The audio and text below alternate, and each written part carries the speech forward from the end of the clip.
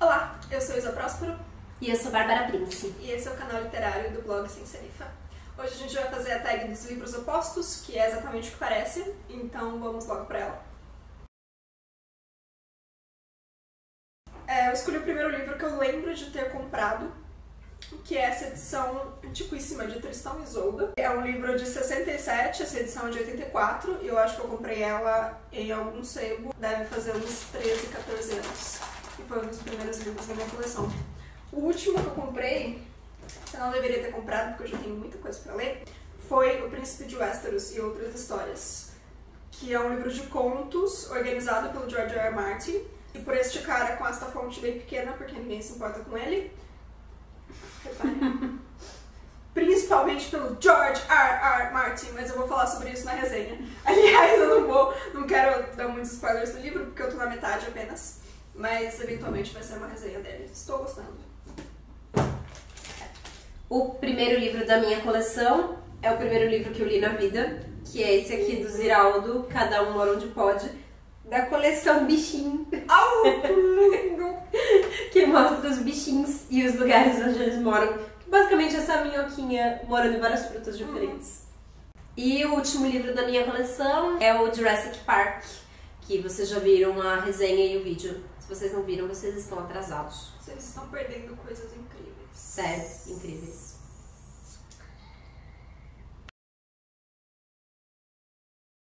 É um livro barato. Eu escolhi Nudes Egípcios e Outros Contos, do Pushkin, simplesmente porque é um livro da Edra, e toda vez que eu vou na feira da USP, que tem, como vocês devem saber, 50% de desconto, eu passo no balcão da Edra e eu compro 4 ou 5 livros. E esse foi um desses. Deve ter custado uns R$8. Um livro caro foi esta belezinha, que é a Memory of Light, que é o 14º e o último livro da Roda do Tempo. Foi caro porque eu li os primeiros 13 livros, e daí quando saiu eu precisava lê-lo imediatamente. Então eu pedi na Amazon.com, era outra época, crianças. O livro devia ter sido, sei lá, uns R$80, mas o frete que devia ter sido pelo menos metade disso, pra chegar rápido, porque eu queria ler. Mas tudo bem, a gente tem que fazer essas coisas pelas nossas séries preferidas, né? A gente tem que prestigiar séries que acabam.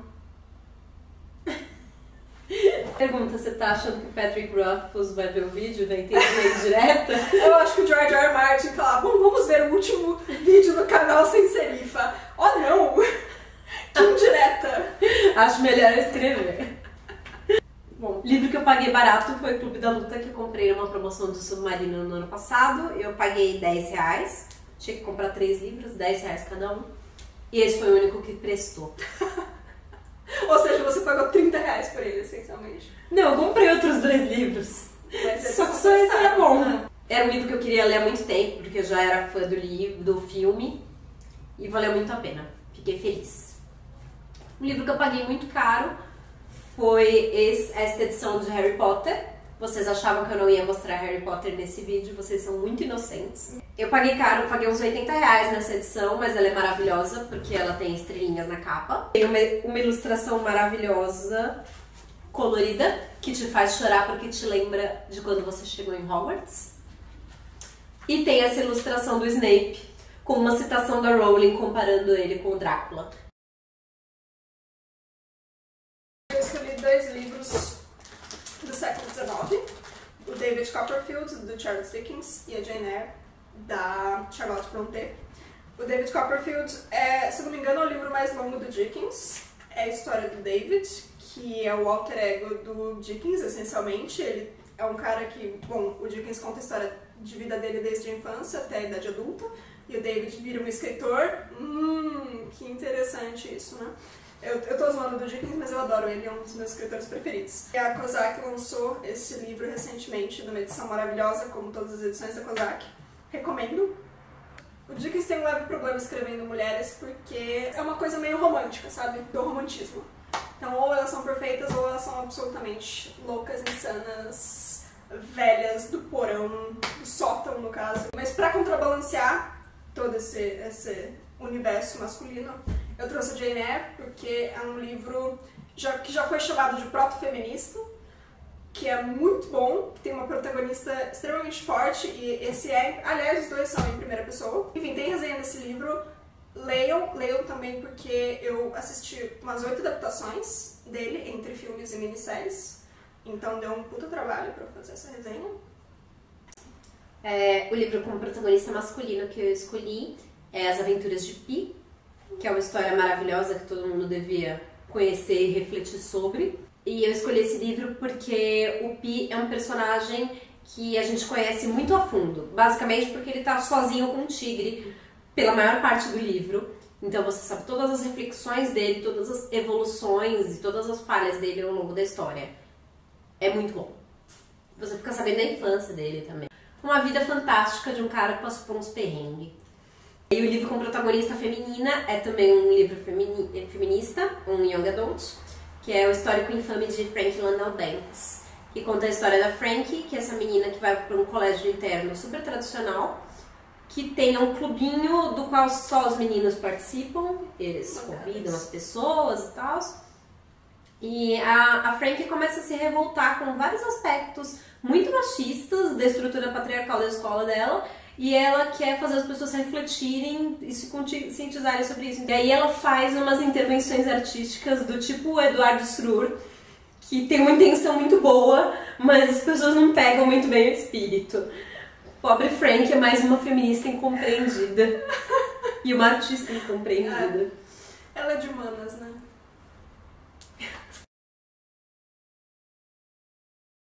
Um livro que eu li rápido foi As Relíquias da Morte, o último livro de Harry Potter, porque eu tava morrendo de medo de spoilers. Afinal, depois do 6º livro, eu acho que todos nós ficamos morrendo de medo de spoilers, né?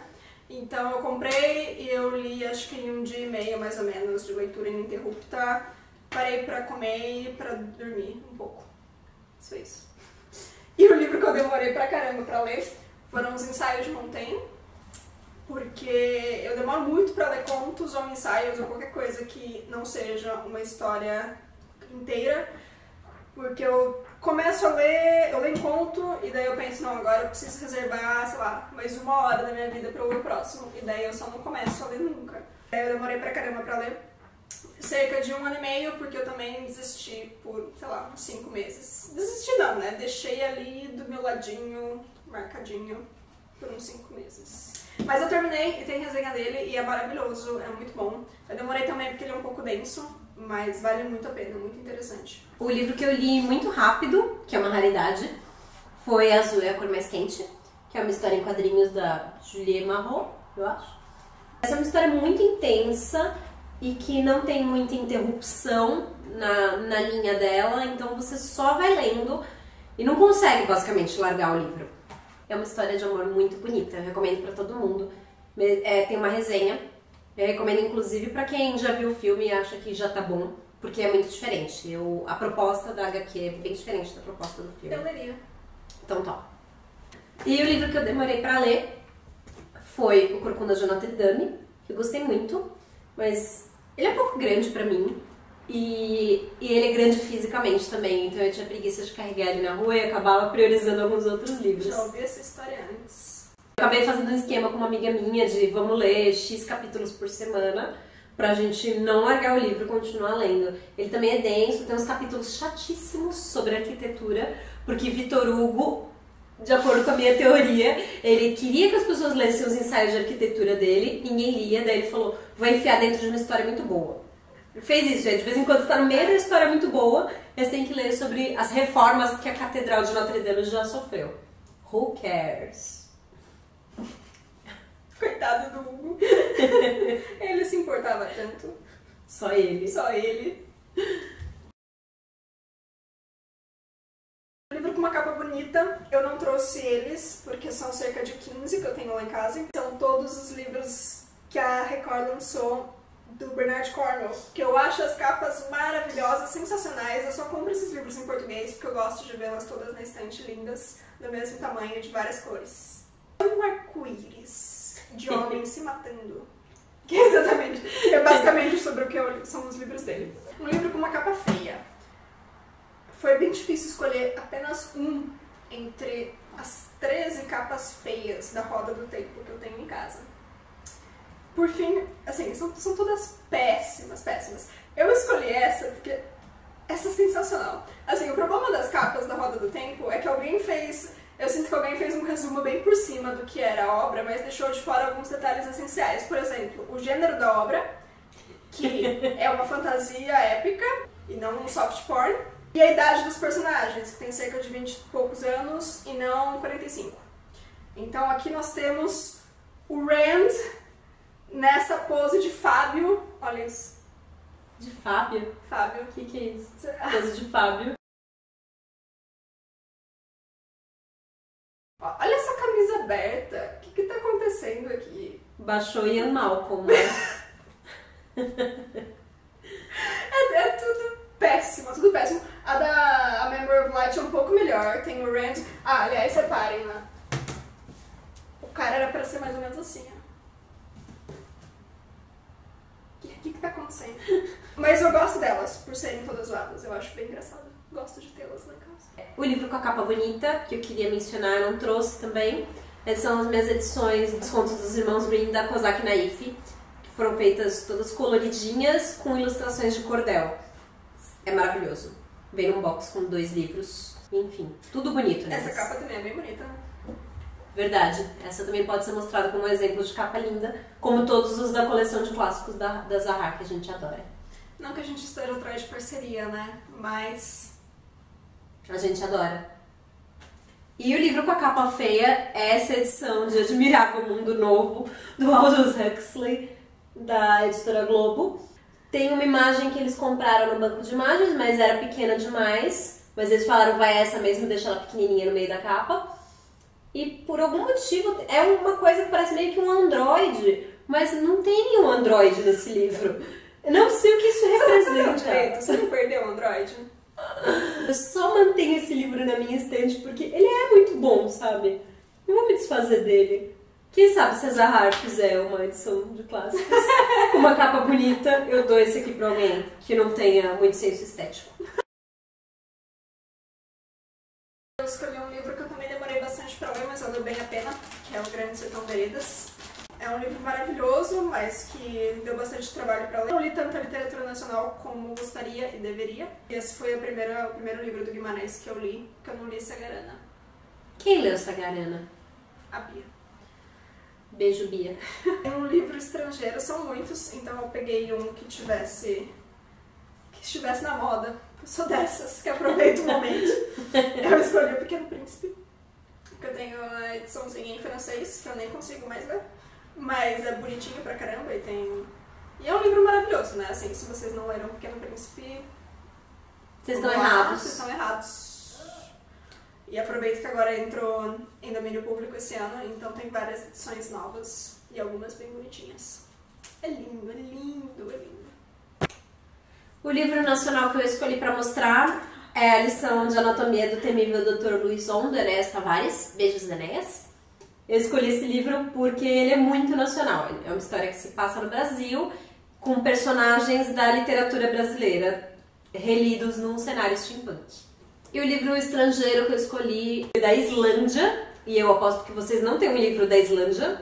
É sobre um caçador que está perseguindo uma raposa e tem as relações com algumas outras pessoas de um vilarejo. Se eu tivesse que imaginar um livro islandês, eu ia falar exatamente isso. Então, um caçador... ele tá indo atrás de uma raposa na neve. E é uma raposa das neves, elas são branquinhas e lindas. Acho que eu vou botar uma imagem de uma raposa das neves no vídeo para as pessoas verem. Ninguém devia matar uma raposa das neves. Chateada. O livro é muito grande, não tá comigo porque eu emprestei pra minha irmã, que é Os Miseráveis, que também é outro livro do Victor Hugo, que tem vários ensaios entremeados sobre arquitetura, o crime em Paris, os esgotos de Paris, sem brincadeira, os esgotos de Paris. Mas que é um livro sensacional e ele é gigantesco, porque mesmo tirando os ensaios sobre assuntos diversos, a história é enorme. Eu tenho aquela edição da Kozak, que são 2 volumes, então são tipo, sei lá, 1000 e não sei quantas páginas. E o livro fino que eu escolhi foi na base do olhômetro mesmo, que é o Elegia, do Pablo Neruda, que é bem fininho. E eu li, eu não tenho nenhuma recordação dele, mas parece ser bom. vou lê-lo. Logo depois daquele que eu peguei de você. Posso que eu leio ambos em meia hora.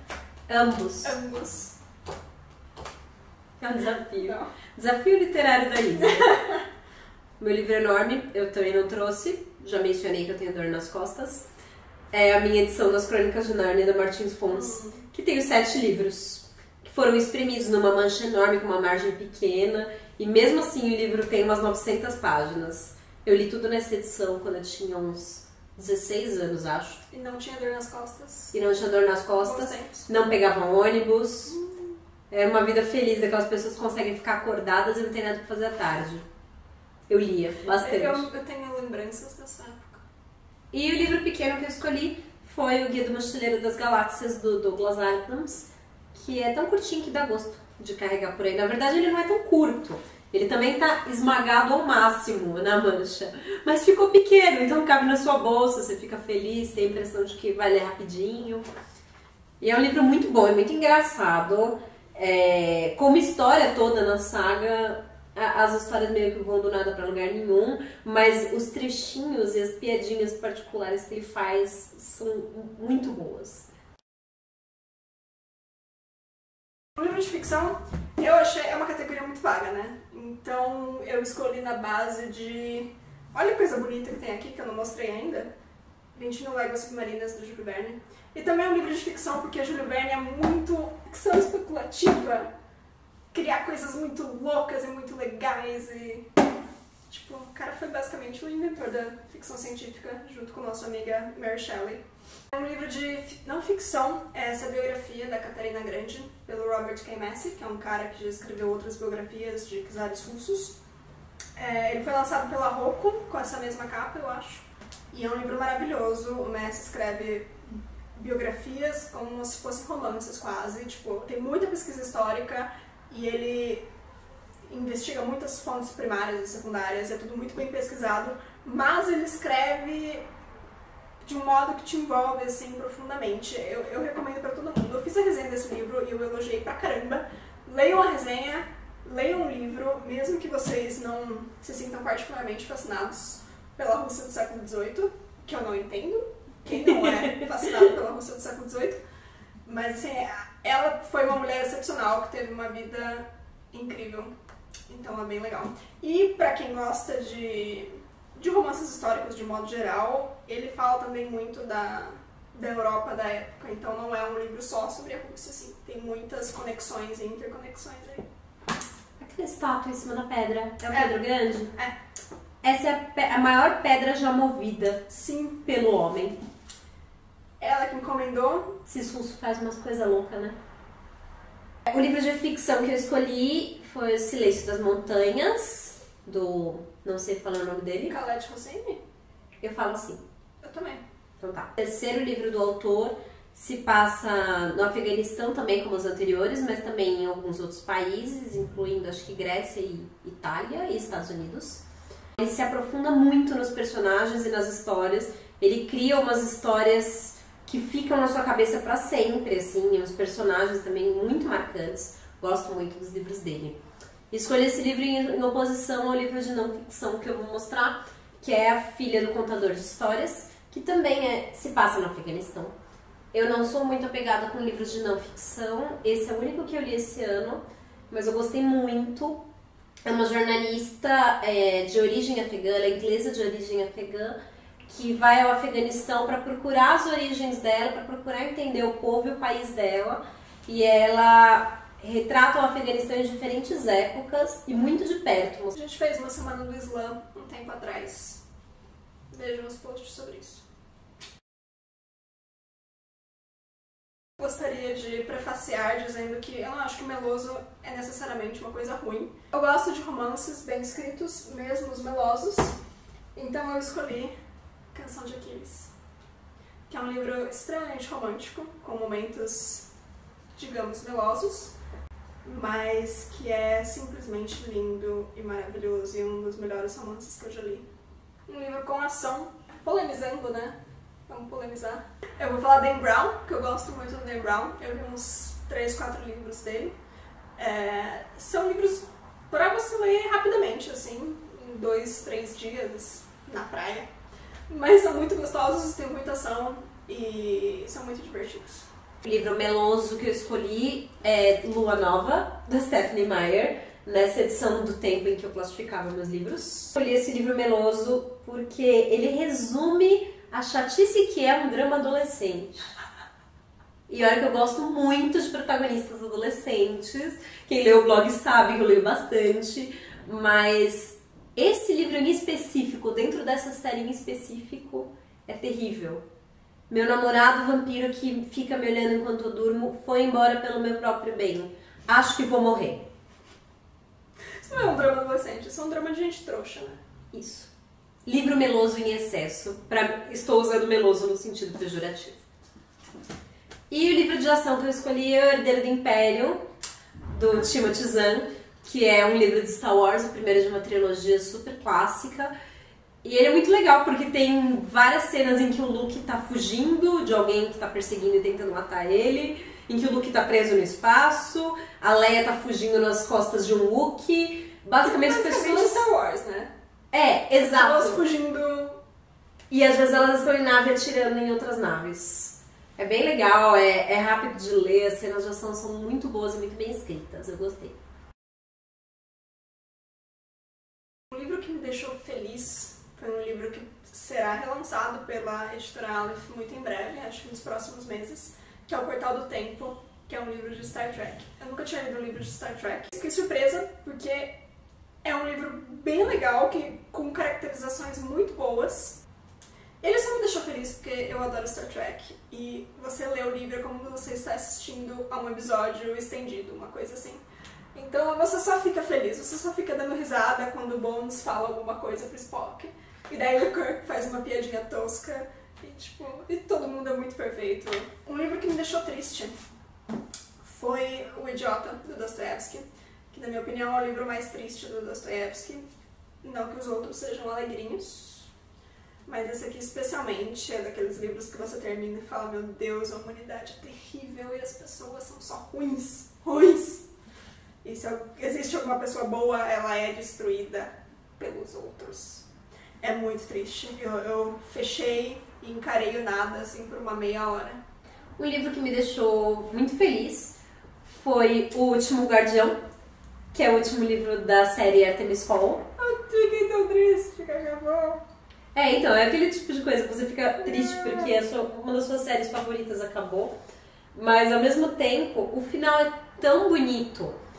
E de uma forma tão rara, um final bom para uma longa série que você está acompanhando desde a sua pré-adolescência, que eu fiquei muito contente. E o livro, ele mantém tudo o motivo pelo qual você estava lendo Artemis Fowl, ao princípio, né? Que no meio da série, acho que lá pro 6º ou 7º livro, o negócio começa a ficar meio...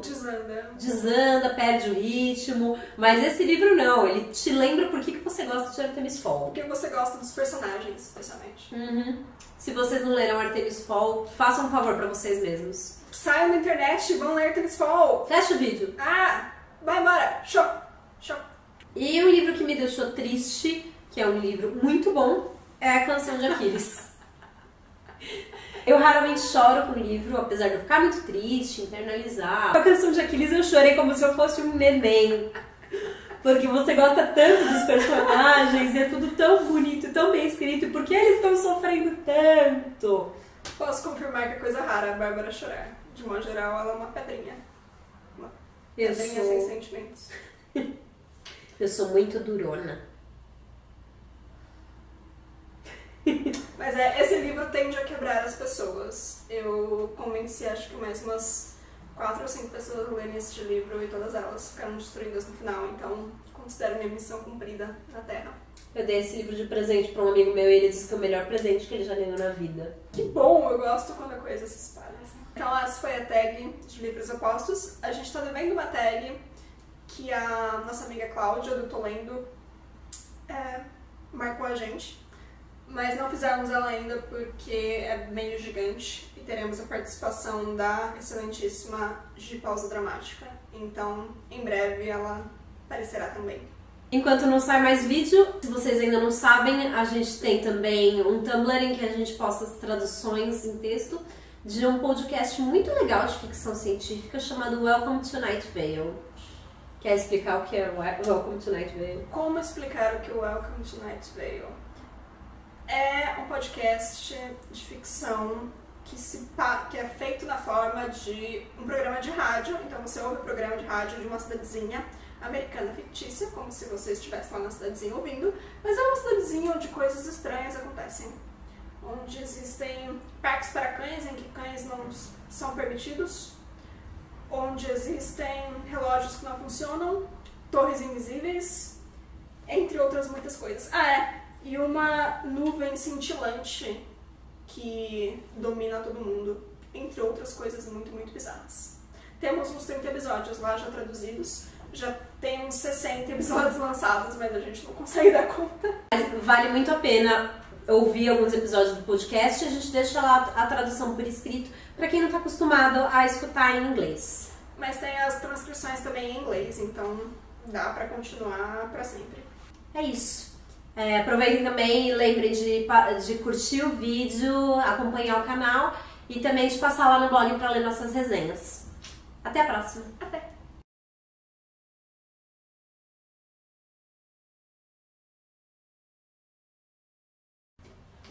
Ai, Deus! Eu quero coçar o nariz. Alguma coisa tá dando alergia, que eu também tô coçando. Esse monte de livro, né? É aquele, eu acho. Especificamente. Chutando Guimarães Rosa para o fundo do sofá. Não, isso não ficou bom. Pera. Eu vou jogar fora o Guimarães Rosa.